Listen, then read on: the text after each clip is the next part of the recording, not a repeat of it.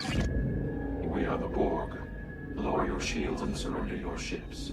We will add your biological and technological distinctiveness to our own. Your culture will adapt to service us. Resistance is futile.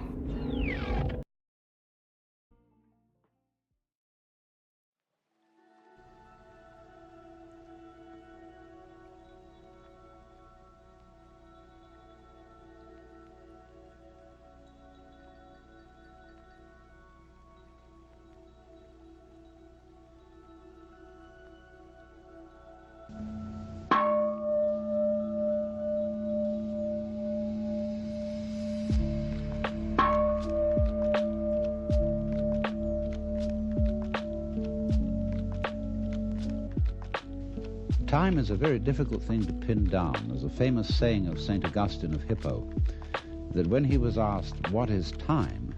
he said, "I know what it is, but when you ask me, I don't." And yet it seems absolutely fundamental to our life. Time is money, we say. I don't have enough time. Time flies. Time drags. And I think we should go into the question of what this is, because in our ordinary common sense, we think of time as a one-way motion from the past, through the present, and on into the future.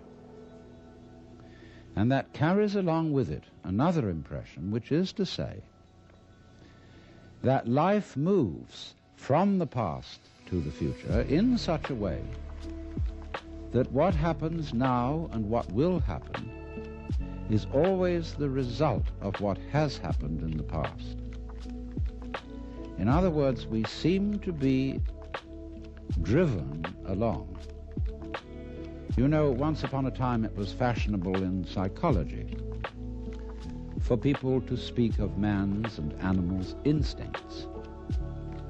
That we have, for example, an instinct for survival, an instinct to make love, and so on. But nowadays that word has become unfashionable, and psychologists tend instead to use the word drives, and to speak of the need for food as a drive, the need for survival or for sex as drives. And that's a very significant word, because it's brought out, isn't it, by people who feel driven. I must say, personally, if I feel hungry, I don't feel driven. Also, if I feel lusty, I don't feel driven, because I don't say, "Oh, excuse me, but I have to eat," or "Excuse me, but I need to fulfill my sexual urges, my biological impulses." I say, "Hooray, I identify myself with my drives. They're me." And I don't take a passive attitude towards them and apologize for them. So the whole idea of our being driven is connected with the idea of causality, of life moving under the power of the past.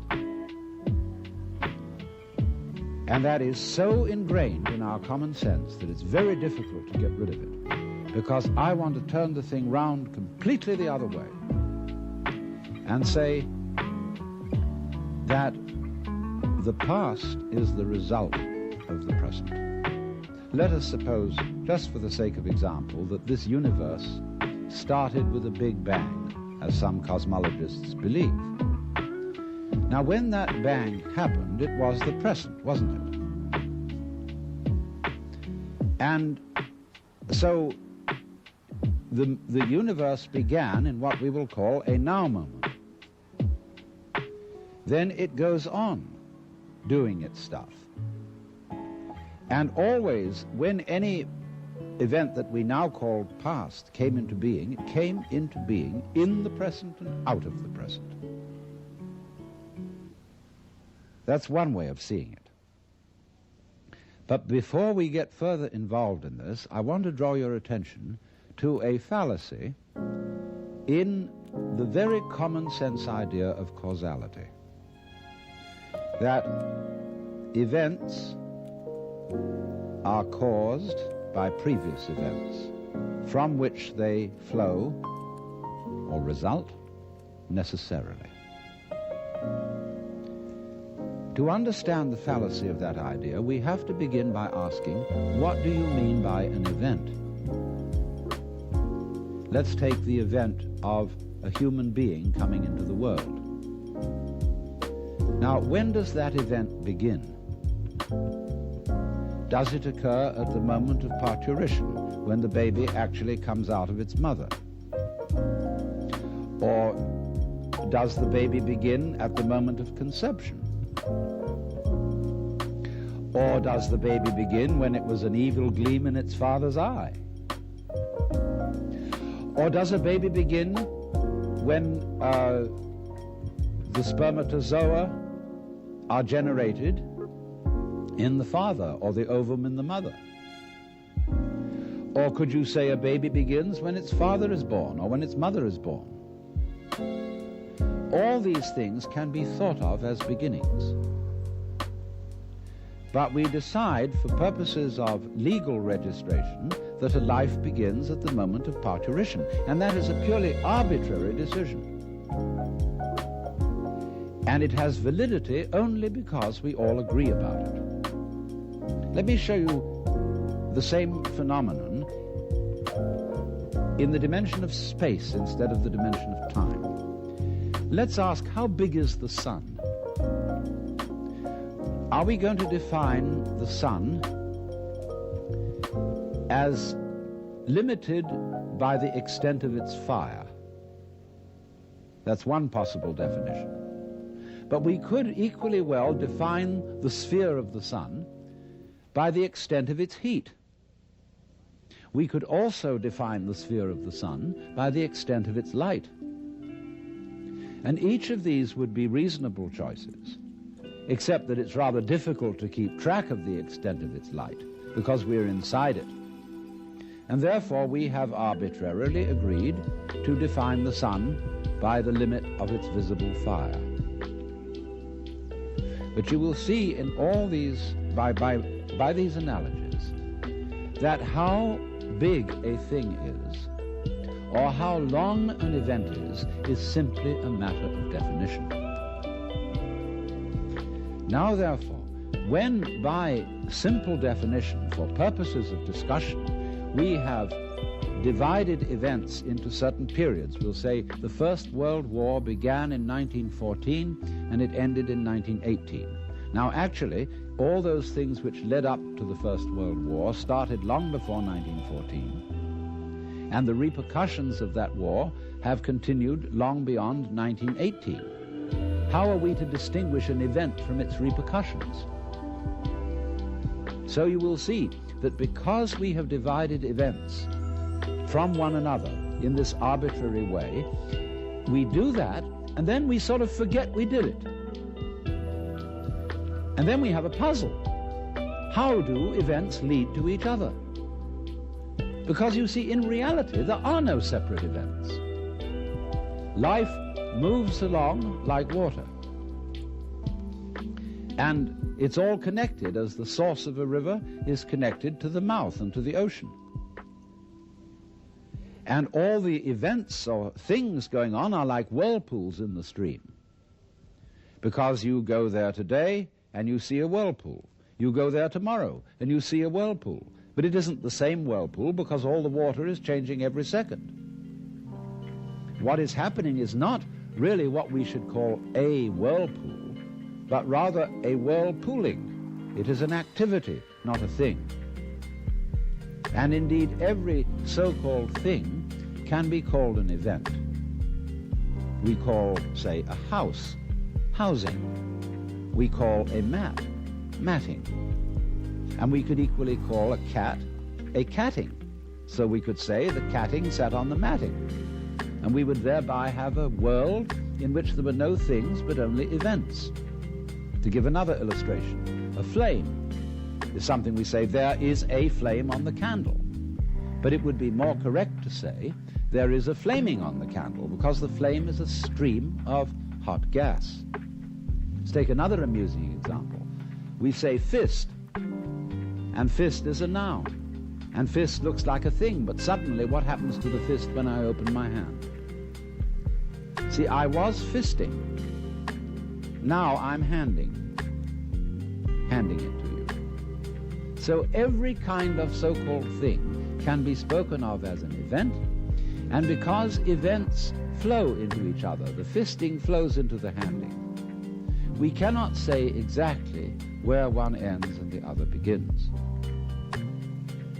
So therefore, if we remember that, we shall see that we do not need the idea of causality to explain how a prior event influences a following event, because it's like this.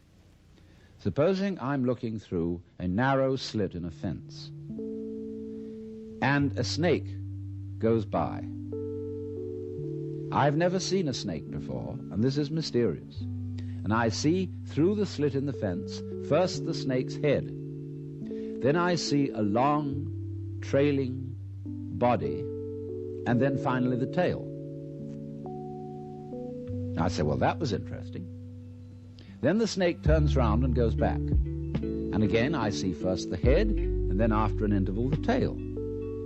Now, if I call the head one event and the tail another, it will seem to me that the event head is the cause of the event tail, and the tail is the effect. But if I look at the whole snake, I will see a head-tailed snake, and it would be simply absurd to say that the head of the snake is the cause of the tail, as if the snake came into being, first the head and then the tail. The snake comes into being out of its egg as a head-tailed snake. And so in exactly the same way, all events are really one event. We're looking, when we talk about different events, we're looking at different sections or parts of one continuous happening. And therefore, the idea of separate events, which have to be linked by a mysterious process called cause and effect, is completely unnecessary.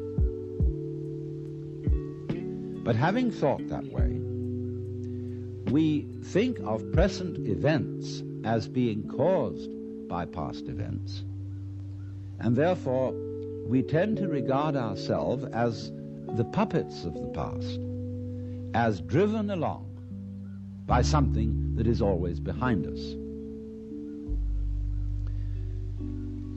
Now, to overcome this impression, it's very simple. You begin again with an experiment which I suggested in a previous talk about meditation. Approach the world through your ears. If you shut your eyes and make contact with reality purely with your ears, I mean, it's kind of silly perhaps to shut your eyes when you're looking at television, but do it just for a moment. And you will realize that the sounds you are hearing are all coming out of silence. You hear, and it fades away, fades, fades, fades, fades, and finally disappears. It's a curious world, this, isn't it? Because you hear all the realities in it, the sounds, suddenly coming out of nothing. You don't see any reason for them to begin. They just appear, and then they echo away through the corridors of the mind, which we call memory. Now, if you open your eyes, it's a little harder to see this with your eyes because, unlike sounds, the eyes sound static. Or rather, they look static. Everything looks still to your eyes. But you must understand that the world you are looking at, say when you look at a light, that light is vibrating. All material things are vibrations, and they are vibrating at you now in the same way as the sound was vibrating on your ears. In other words, the present world that you see is a vibration coming Just as the sound comes out of silence, the light is coming out of space. It's coming out of nothing straight at you now and echoing away into the past. So the course of time is really very much like the course of a ship in the ocean. Because here's the ship, you see, and it leaves behind it a wake.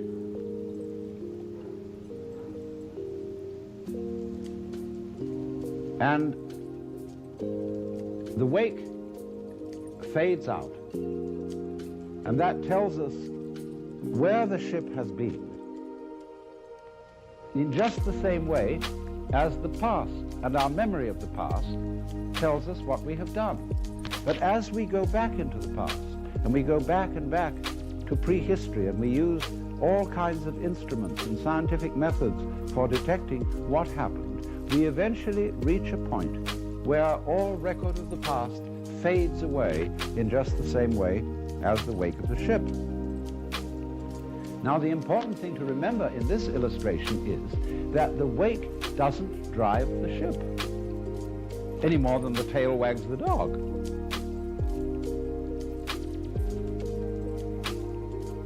Supposing there's a neurotic, difficult child, and one school of thought used to say, well, bang him about, beat him up, and maybe he'll change. But then they said, oh no, that's not fair to the child to beat him up because it was his parents. They didn't bring him up properly. And so then they say, well, punish the parents. Or the parents say, excuse me, but our parents were neurotic too, and they brought us up badly, so we couldn't help what we did. And so since the grandparents are dead, we can't get at them. And in any case, supposing we could, we would pass the whole blame back to Adam and Eve in the Garden of Eden. And they started all this mess.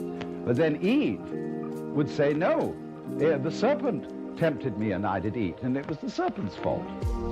Well, you know, when God, in the story of Genesis, asked Eve, didst thou eat the fruit of the tree whereof I told thee thou shouldst not eat? She said, oh, but the serpent tempted me, and I did eat. And God looked at the serpent, and the serpent didn't make any excuse. He probably winked.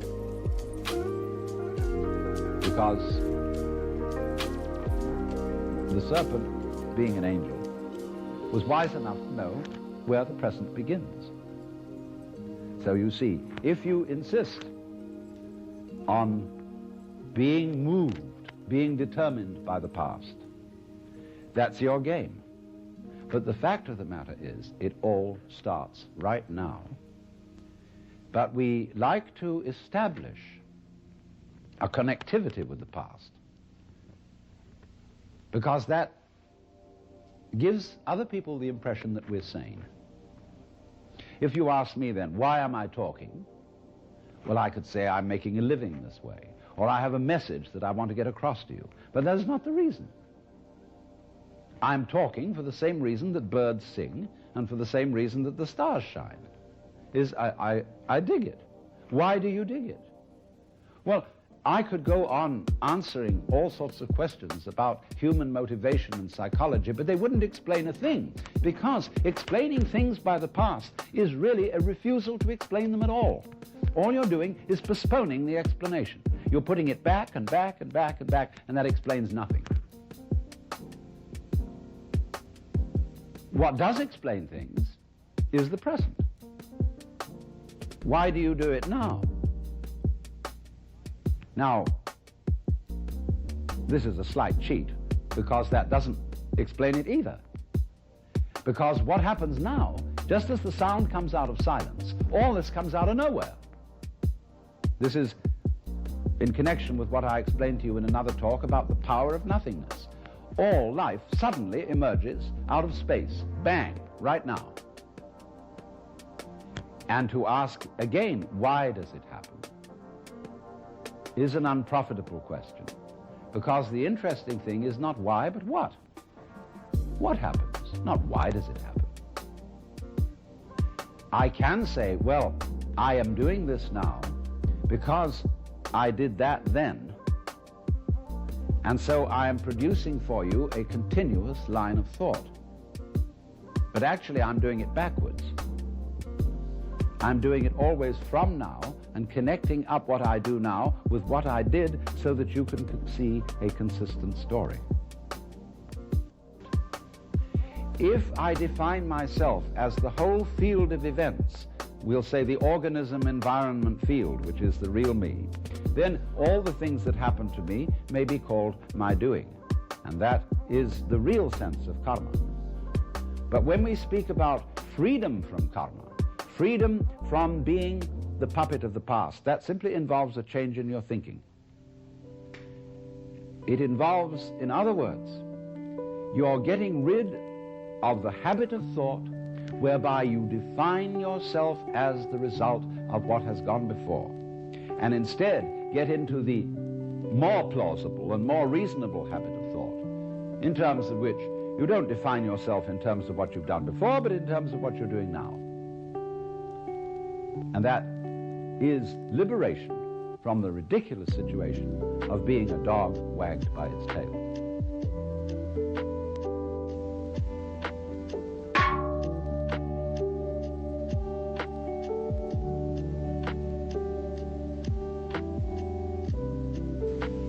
Tonight, I want to tell you 3 fantasies, all of which have something in common.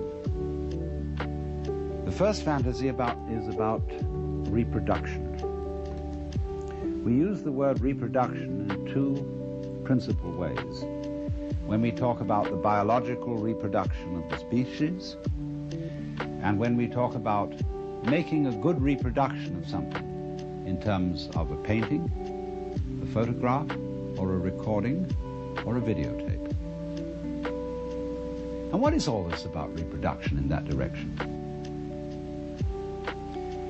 Hundreds of years ago, kings of Europe who wanted to form feudal alliances by marrying the princesses of far-off states would have painters send portraits of the lady in question to see if His Majesty approved of her before he got her.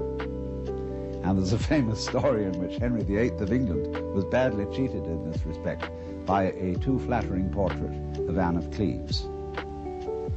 And therefore there grew up a kind of morale among artists in the European tradition to make faithful reproductions of people. And they perfected their technique, beginning with the marvelous work of the Renaissance painters and the Flemish painters, and going on finally to what was called art officielle in the 19th century. We got what we now call photographic realism. But then they said, isn't there some more scientific way of doing this? And so they discovered the camera. And first of all, there were, remember those brownish daguerreotypes? And people said, well, that is pretty. It really looks like Grandpa, doesn't it? And then they said, but several things missing. It isn't colored. So first of all, they tinted them. And then they said, well, it's real lifelike. But then they went on to say, but there are some people whose whole style of life, whose personality is in the way they move. And if you just take a static shot like that, the personality isn't there. It's the way they go. So they said, we've got to have some way of making people move. So they invented the movies. And I remember when the first movies came out, they were all going, everybody was going, in a jerky way. Then they smoothed it out and they said, oh, that's real lifelike. But they said then, but there's another thing about reproducing people, which is that they talk, and a whole lot of their personality is in the voice. So can't we have them talking at the same time that they move? So they invented the talkies. And then to get it more lifelike still, they colored them. They said, wow, now we're really getting somewhere. Then, to make it even more real, they put it in 3D. And you had to wear sort of spectacles over your face to see it that way. But then they went on to say, why is it that every time we want to see one of these things, we have to go down to the center of town? Can't we have it all at home? And so television came on. And in television, they first of all started out with black and white, and it was kind of like Robert Benchley once described the cuts in French newspapers as all looking as if they'd been made on bread. Well, that was television in a certain period. And then they improved it, and then they colored it, and that's where we are now. Not quite. Because somebody has come out with the thing that we shall all be seeing soon, which is the hologram. A television image produced by laser beams, where you see a three-dimensional figure out in the air in front of you. I say, isn't that marvelous? Whew. And then, but of course, when you go up to it and you put your hand on it, your hand goes right through it. You can't touch it. And you see, that was always the trouble with television, because you look at whatever you're seeing behind a screen. It's intangible, it doesn't smell, and it won't relate to you. So these are further problems to be solved in the techniques of electronic reproduction. And they'll do it. They'll first of all manage a way in which the electronic emission sources can solidify and make the air vibrate, so that you go up and you'll touch the figure and you won't be able to push your hand through it, because the air will be going faster than your hand. Imagine that. You can actually, if there's a beautiful dancer on the television, you'll be able to go up and embrace her. But she won't know you're there, and she won't respond to you. And you'll say, well, that's not very lifelike. Just as they once said, if the photograph doesn't move, it's not very lifelike. If it doesn't talk, it's not very lifelike. They'll next say, if the reproduction in 3 dimensions solid doesn't respond, it's not very lifelike. So they'll have to figure out a technique for doing that. What will they do? Well, I tell you. Sitting in your home, where you're watching the scene on a kind of stage now, not on a screen, there'll be a TV camera observing you. And that TV camera will report back everything you do into a computer. And the computer will so manage each bit of information, that's to say, each tiny little granule unit of information going into the image that you're looking at, that it will immediately decide what is the appropriate response to the approach that you are making to the image. Won't that be crazy? You know, she may slap you in the face, and she may kiss you. You never know. But then, you say, no, this is still not really the kind of reproduction we wanted. What we wanted when we looked at this scene is to be able to identify with one of the characters. We wanted to not just watch the drama that's being performed on the stage in front of us, but actually get into it. And so we want to be wired in with electrodes on the brain, so that we will actually feel the emotions of the people acting on the stage. And so eventually we will get absolutely perfect reproduction, and we will be able to see that image so vividly that we shall become it. And so the question arises, could that be where we are already? Are we a reproduction which over the centuries of evolution has worked out to be a replica of something else that was going on, and we are where we always were? Now the next fantasy concerns the idea that every living being thinks it's human. And that means a plant, a worm, a virus, a bacterium, a fruit fly, a hippopotamus, a giraffe, a rabbit. That all these beings, wherever they feel out from, as we feel out from our bodies, feel that they're in the middle. That is to say, wherever you look, you turn your head around, and you feel you're in the middle of the world. You feel you're the center. And a rabbit or a fruit fly feels that it is a center. And it has around it a company of associates who look like it. And therefore, this creature knows that these are the right people, just as we know when we look at human beings. They're the right people. They are one of us. Only, of course, we have to make distinctions, because you never really know that you are you and that you are really in the right place unless you can contrast yourself with some other people who are, after all, not quite in the right place, and some other people who are very much in the wrong place. And then, through having this succession of comparisons, you know that you're okay. Well, the insect has exactly the same arrangement. Well, you say, well, insects and things like fishes, they don't have a culture? What do you mean, fishes being civilized and being entitled to consider themselves as human? Well, let me put the argument from the fish's point of view. Fishes say, human beings are a mess. Look what they do. They can't exist without cluttering themselves and carrying around all kinds of things outside their bodies. They have to have houses and automobiles and books and records and television and hi-fi equipment and stuff, endless stuff, and they litter the earth with rubbish. So think of a dolphin. He isn't really a fish because a dolphin's a mammal, but a dolphin's point of view towards the human race. Dolphins spend most of their time playing. They don't work, because the grocery is right there in the ocean, whatever they need.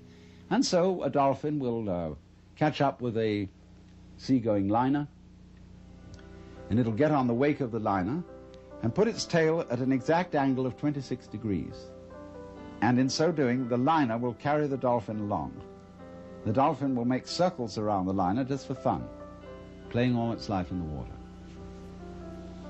And we know that a dolphin's brain is as big, if not bigger than ours, that it's incredibly intelligent, that it has a language which we can't decipher.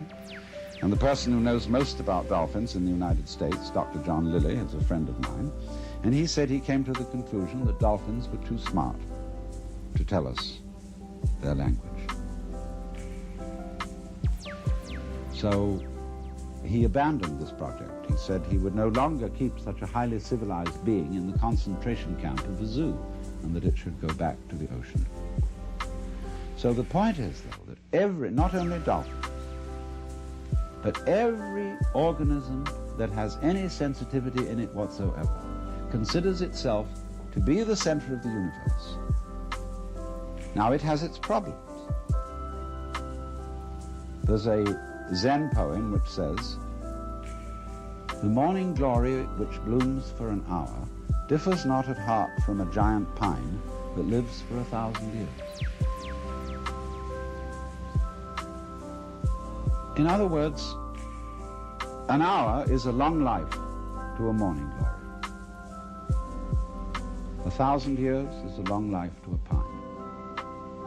And our 80 years and 10, or as the insurance company's actuarial tables put it, somewhere between 65 and 70 years as an average human life, seems about the right length of life. I mean, there are people who want to go on and are in quest of immortality and have their bodies frozen in case there should develop in the future some technique by which they could be revived. But I really don't go for that idea, because nature has mercifully arranged the principle of forgettery as well as the principle of memory. If you always and always and always remembered everything, you see, you would be like a piece of paper which had been painted over and painted over and painted over until there was no space left, and you wouldn't be able to distinguish between one thing and another. It's like when a whole bunch of people start to scream and make noises and out-scream each other, and soon you can hear nobody. So in that way, one's memories become screams, and nature mercifully arranges that the whole thing be erased, and you begin again. You see, it doesn't matter in what form you begin, whether you begin again as a human being, or as a fruit fly, a butterfly, or a beetle, or a bird, it feels the same way that you feel now. So we're really all in the same place. And we all have above us things much higher than ourselves. And we all have below us things that we feel are much lower than ourselves, just as there are things out there on the left and things out there on the right, and things in front and things behind. Because you're the middle. You're the middle everywhere, always.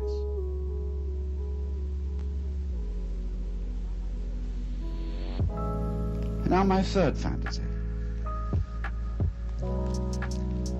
Nobody has, it seems to me, really seriously asked the question, how do stars begin? Why? How out of space do these enormous radioactive centers arise? Well, I'm going to solve this problem on the principle of the egg and the hen. Because it is said, a chicken is one egg's way of becoming other eggs. And if you've understood my second fantasy, you will see how that could be true. Now let's suppose then that a planet is one star's way of becoming another star. You know, stars, when they explode, they send a lot of goo out into space, and some of this goo solidifies into balls which get in orbit and spin round the star. And in one chance in 1,000 maybe, one of those balls will become like the planet Earth, and slowly upon it will arise what some people might call a disease called the bacteria of intelligent life. And they have a notion, these things that we call alive, that they ought to go on. They, you know, they have a fixed idea in their heads that they should keep on doing whatever it is they're doing, and they should always be doing it better. So they divide themselves into different species, and these species compete with each other in order to, as it were, flex their muscles and get better and better at whatever it is they are. And they go on doing this until one species really establishes itself as top species in the particular area on the particular planet. As we, human beings, Homo sapiens, have established ourselves as top species on Earth, whatever top means. Well then, when we have a little leisure and don't have to spend all our time finding food to put into our mouths, we start asking questions. And we look around at each other and everything and say, what is this? I mean, what's going on here? Well, some people say, that's a stupid question to ask. Why don't you just go on doing your work? Go hunting, go farming, go doing your business. They say, no, there are higher things. And so they create a special class of people who are in India called Brahmins, among us, philosophers, scientists, theologians, thinkers. And they go into this question, and they're allowed to stop farming, to stop hunting, to stop mining, to stop scrubbing floors, and to go to very special places called universities, where they can sit around and think about what is going on. Or they think about it. First of all, they do what they call philosophy, which is they try to say what it means. What does the word be? What does the word exist mean? What do we mean when we say we're here? Well, they find they can't discuss that very far because the word stops meaning anything. It sort of becomes a noise. They say, no, we're not really getting to the point. What we've got to do is, instead of thinking all the time and just theorizing and talking words about what's going on, we've got to investigate it experimentally. We've somehow got to look into this stuff that we call reality, the material world, and find out what it is. So they start chopping it up. See? They go into flowers and they chop up the seeds and they look into the middle of the seeds. They find something there and then they have to get a magnifying glass and look in on that and get smaller and smaller and smaller. And they reason they must eventually come to some particle called an atom. In Greek, atom means atomos, non-cuttable, what you can't split any further.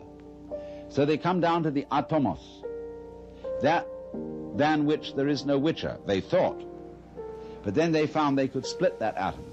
They could find the electron, the positron, the meson, etc., etc., etc., forever.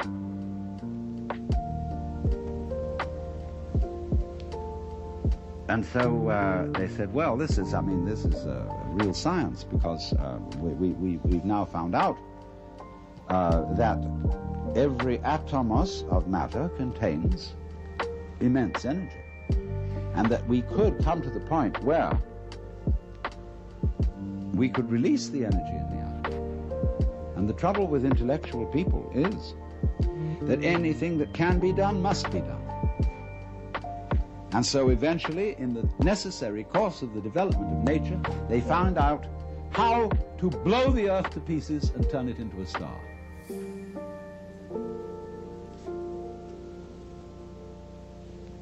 So that may be, you see, how stars originate. They have planets, like chickens have eggs, and the eggs burst and turn into chickens. And planets burst through the agency of intelligent life and turn into stars, which throw out other mud balls, which some of which stand a reasonable chance, about as reasonable a chance as, say, any male spermatozoon stands when it enters the female womb of becoming a baby. 1 in a million. And those spermatozoa are in exactly the same position as the planets and the stars. Now, I tell you, this is a fantasy. But you may ask me, isn't it a rather unpleasant fantasy? Aren't things going the wrong way, the wrong direction? In other words, if the whole point of life, I mean, this tender biological substance with all its tubes and filaments and nerves, which is so very sensitive, if all this is to end up in fire, into an absolute blaze of light, don't we say, oh, what a shame? Is that the way it ends?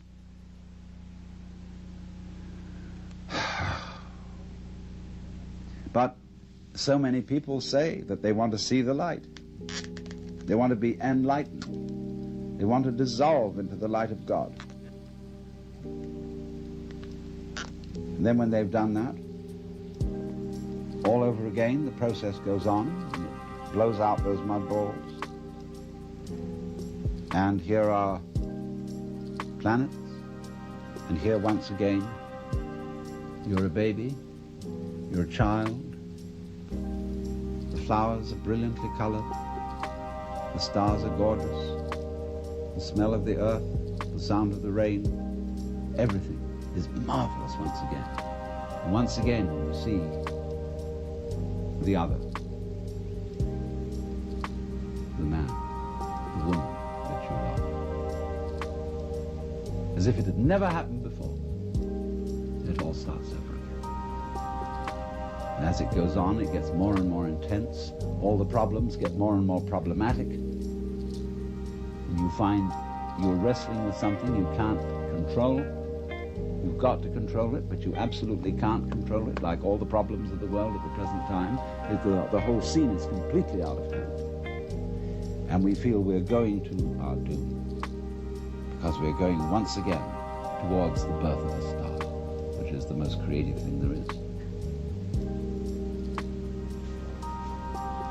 Now, if you think about this for a while, you see, put forward 3 fantasies, all of which have a cyclic point. We reproduce, not only biologically, but we reproduce artistically, technically. Just for a moment, I want to put in an aside about biological reproduction. See, when I think back to my grandfather, whom I knew fairly well, he was, when I was a little boy, he was something extraordinarily impressive. He looked like King Edward VII. He was a very, very elegant man,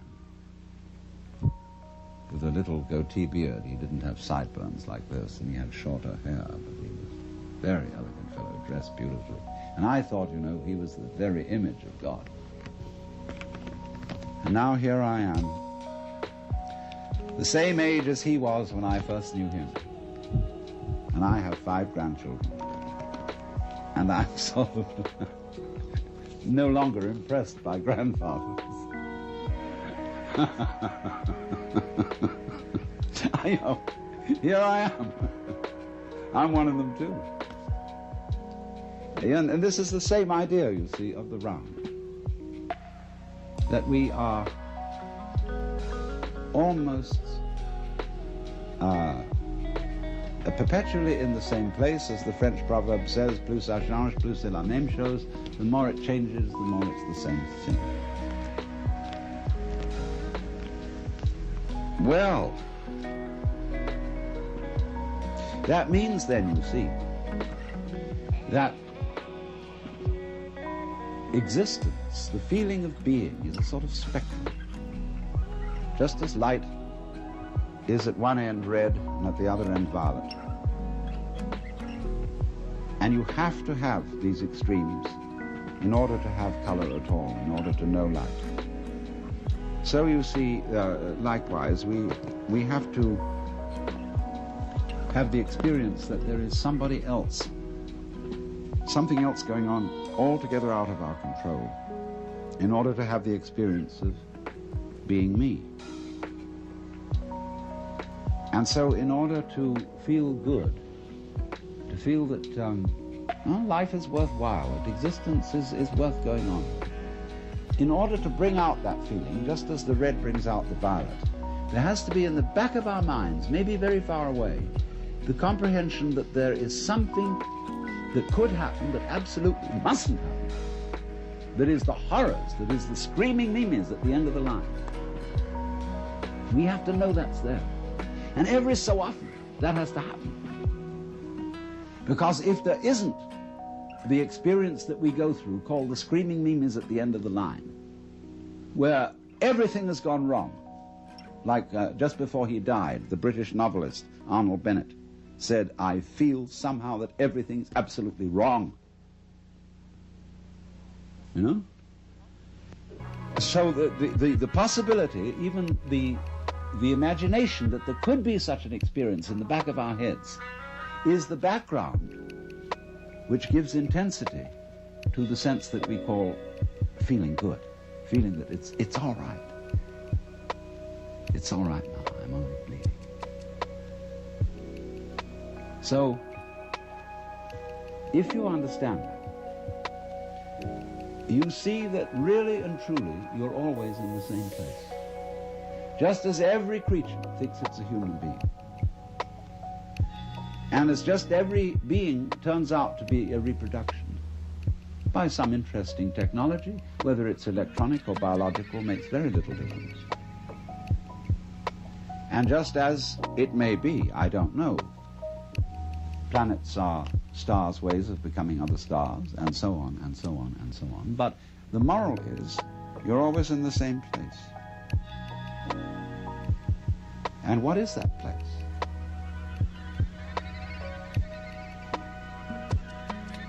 You can ask yourself very, very, I won't say seriously, because this isn't really serious, it's sincere. Ask yourself very sincerely, if that is so, if, in other words, the place in which you are now is the place where everything and everybody else really is, only there's an arrangement to pretend that you ought to be somewhere else. So the place where you are is the place where you're always pretending you ought to be somewhere else. And this is the nature of life. This is the pulse. I ought to be somewhere else. So it's a kind of a gazum like that, see? When if you discover that that's the trick that you're playing on yourself, you become serene. And you Don't entirely give up the game because you've seen through it, but you say, it really might be fun to go on playing.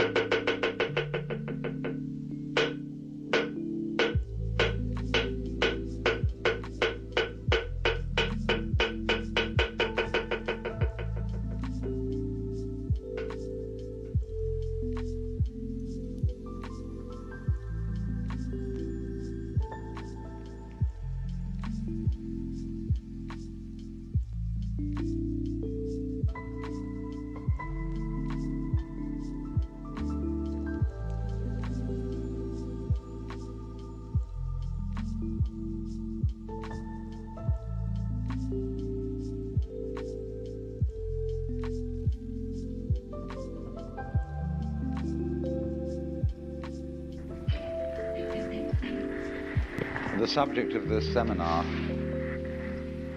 is the veil of thoughts. And following out the theme that somebody once suggested by saying that thought is a means of concealing truth, despite the fact that it's an extraordinarily useful faculty. But in quite recent weeks, we've had an astounding example of the way mankind can be bamboozled by thoughts. There was a crisis about gold.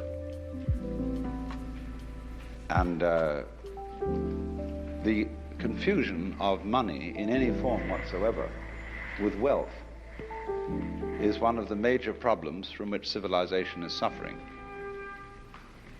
Because way back in our development, when we first began to use symbols to represent the events of the physical world, we found this such an ingenious device that we became completely fascinated with it. And in ever so many different dimensions of life, we are living in a state of total confusion between symbol and reality. And the real reason why in our world today, where there is no technical reason whatsoever why there should be any poverty at all, the reason it still exists is people keep asking the question, where's the money going to come from? Not realizing that money doesn't come from anywhere and never did. Except if you thought it was gold.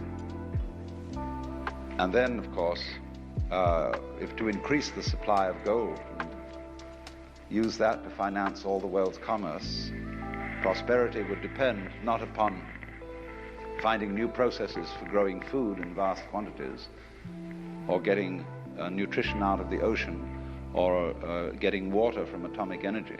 No, it depends on discovering a new gold mine. And you can see what a nonsensical state of affairs that is. Because when gold is used for money, it becomes, in fact, useless. Gold is very useful metal for filling teeth, making jewelry, and maybe covering the dome of the Capitol in Washington. But the moment it is locked up in vaults in the form of ingots, it becomes completely useless. It becomes a false security, something that people cling to, like an idol, like a belief in some kind of Big Daddy, oh God, with whiskers, who lives above the clouds. And all that kind of thing diverts our attention from reality. And we go through all sorts of weird rituals and get in the symbol, in other words, gets in the way of a practical life. So it was, you remember the Great Depression. I expect a number of you here looking around are old enough to remember the Great Depression, when one day everybody was doing business and things were going along pretty well, and the next day there were bread lines. It was like someone came to work and they said to him, "Sorry, chum, but you can't build today. No building can go on. We don't have enough inches." He said, "What do you mean we don't have enough inches? We got wood, haven't we? We got metal, we even got tape measures." He said, "Yeah, but you don't understand the business world. We just haven't got enough inches, just plain inches. We've used too much of them." And that's exactly what happened when we had the Depression. Because money is something of the same order of reality as inches, grams, meters, pounds, or lines of latitude and longitude. It is an abstraction. It is a method of bookkeeping to obviate the cumbersome procedures of barter. But our culture, our civilization, is entirely hung up on the notion that money has an independent reality of its own. And this is a very striking, concrete example of what I'm going to talk about,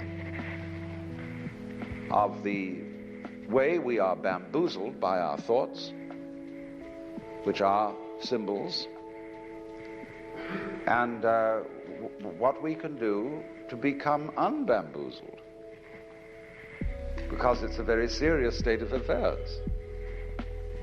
Yeah, most of our political squabbles are entirely the result of being bamboozled by thinking. And it is to be noted that as time goes on, the matters about which we fight with each other are increasingly abstract. And the wars fought about abstract problems get worse and worse. We are thinking about vast abstractions, ideologies called communism, capitalism, all these systems, and paying less and less attention to the world of physical reality, to the world of earth and trees and waters, people, and so are, in the name of all sorts of abstractions, busy destroying our natural environment. Wildlife, for example, is having a terrible problem continuing to exist alongside human beings. Another example of this fantastic confusion is that not so long ago, the Congress voted a law imposing stern penalties upon anyone who should presume to burn the American flag. And they put this law through with a great deal of patriotic oratory and quoting of poems and so on about Old Glory, ignoring the fact entirely that these same congressmen, by acts of commission or omission, are burning up that for which the flag stands. They are allowing the utter pollution of our waters, of our atmosphere, the devastation of our forests, and the increasing power of the bulldozer to bring about a ghastly fulfillment of the biblical prophecy that every valley shall be exalted, every mountain laid low, and the rough places plain. But you see, they don't notice the difference between the flag and the country. Or as Korzybski pointed out, the difference between the map and the territory. Now, however, I think we should begin by talking a little bit about when we use the word physical reality as distinct from abstraction, what are we talking about? Because you see, there's going to be a fight about this, philosophically. If I say that the final reality that we're living in is the physical world, a lot of people will say that I'm a materialist, that I'm unspiritual, and that I think too much of an identification of the man with the body. Any book that you open on yoga or Hindu philosophy will have in it a declaration that you start a meditation practice by saying to yourself, I am not the body. I am not my feelings. I am not my thoughts. I am the witness who watches all this and is not really any of it. And so if I were to say then that the physical world is the basic reality, I would seem to be contradicting what is said in these Hindu texts.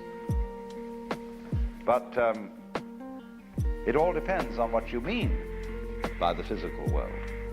What is it? First of all, it must be pointed out that the idea of the material world is itself philosophical. It is in its own way a symbol. And so if I take up something that is generally agreed to be something in the material world, and I argue that this is material, of course it isn't.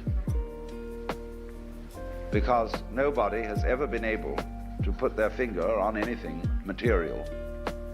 That is to say, if by the word material, you mean some sort of basic stuff out of which the world is made.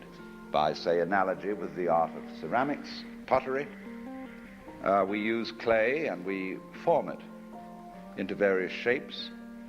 And so a lot of people think that the physical world is various forms of matter. And nobody has ever been able to discover any matter. They've been able to discover various forms, yes, various patterns, but no matter. You can't even think how you would describe matter in some terms other than form. Because whenever a physicist talks about the nature of the world, he describes a form, he describes a process which can be put into the shape of a mathematical equation. And so if you say A plus B equals B plus A, everybody knows exactly what you mean. It's a perfectly clear statement. But nobody needs to ask, what do you mean by A or what do you mean by B? Or if you say 1 plus 2 equals 3, that's perfectly clear. But you don't need to know 1 what, 2 what, or 3 what. And all our descriptions of the physical world have the nature of these formulae, numbers. They are simply mathematical patterns, because what we're talking about is pattern. But it's pattern of such a high degree of complexity that it's very difficult to deal with it by thinking. In science, we really work in two different ends of the spectrum of reality. We can deal with problems in which there are very few variables, or we can deal with problems in which there are almost infinitely many variables. But in between, we're pretty helpless. In other words, the average person cannot think through a problem involving more than 3 variables without a pencil in his hand. That's why, for example, it's difficult to learn complex music. Think of an organist who has 2 keyboards or 3 keyboards for work with his hands, and each hand is doing a different rhythm. And then his feet on the pedals, he can be doing a different rhythm with each foot. Now that's a difficult thing for people to learn to do, just like to rub your stomach in a circle and pat your head at the same time takes a little skill. Now, most problems with which we deal in everyday life involve far more than 3 variables. And we are really incapable of thinking about them. Actually, the way we think about most of our problems is simply going through the motions of thinking. We don't really think about them. We do most of our decision-making by hunch. You can collect data about a decision that you have to make, but the data that you collect has the same sort of relation to the actual processes involved in this decision as a skeleton to a living body. It's just the bones. And there are all sorts of entirely unpredictable possibilities involved in every decision. And you don't really think about it at all. The truth of the matter is that we are as successful as we are, which is surprising, the degree to which we are successful in conducting our everyday practical lives, because our brains do the thinking for us in an entirely unconscious way. The brain is far more complex than any computer. The brain is, in fact, the most complex known object in the universe, because our neurologists don't understand it. They have a very primitive conception of the brain and admit it. And therefore, if we do not understand our own brains, that simply shows that our brains are a great deal more intelligent than we are. Meaning by we, the thing that we have identified ourselves with. Instead of being sensible and identifying ourselves with our brains, we identify ourselves with a very small operation of the brain, which is the faculty of conscious attention, which is a sort of radar that we have that scans the environment for unusual features. And we think we are that, and we are nothing of the kind. That's just a little trick we do. So actually, our brain is analyzing all sensory input all the time, analyzing all the things you don't notice, don't think about, don't have even names for.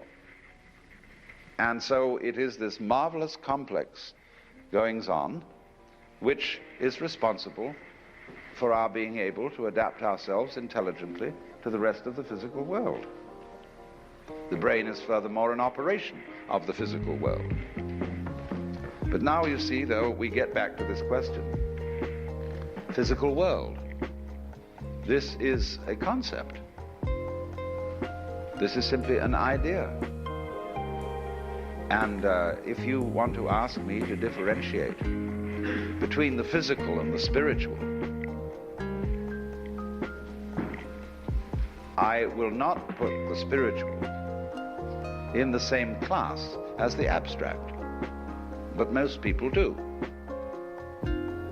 They think that 1 + 2 = 3 is a proposition of a more spiritual nature than, say, for example, a tomato. But I think a tomato is a lot more spiritual than 1 + 2 = 3. This is where we really get to the point. That's why in Zen Buddhism, when people ask what is the fundamental principle of Buddhism, we could very well answer a tomato.